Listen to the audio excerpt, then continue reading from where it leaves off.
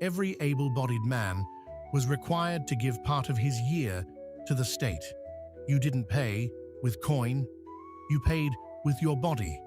You might be sent to quarry stones for a temple, to build the Capac Nyan, the massive royal road system, to serve in the army, to work in the state's fields, or to mine silver from deep, suffocating shafts.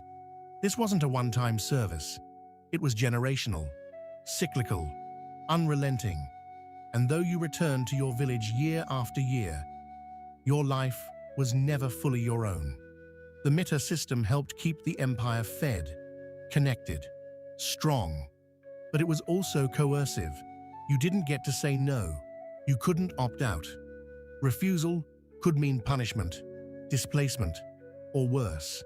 And for the conquered, the Inca had a second strategy, Mitmakuna, forced resettlement. Entire villages would be uprooted and scattered across the empire. Why? To weaken resistance, to erase rebellion, to break cultural identity. You'd be surrounded by strangers, monitored by officials, expected to assimilate. A whole nation was engineered around loyalty, not through love, but through structure, obligation, and fear.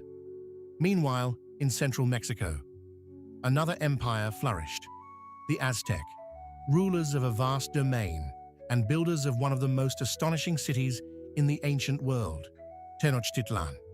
Here, slavery was not hidden. It was a vital part of the economy. Slaves, called tlacotin, could be found everywhere, in markets, in homes, in fields. Aztec slavery was complex, even fluid. A man might sell himself to escape debt, to support his family, to survive a drought or famine.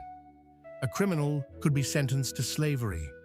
A disobedient child might be sold by their parents, temporarily or for life. But Tlacotin weren't property in the way Europeans would later define it.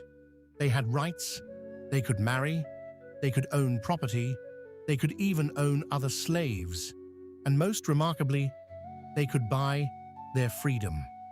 Some slaves became wealthier than free men. But there was a darker side. The Aztec didn't just enslave for economics. They did it for religion. Their gods were thirsty, and war captives were the sacrifice. These weren't Tlacotin. They weren't allowed rights. They were bound for the top of the Templo Mayor, where their hearts would be torn from their chests as the city watched.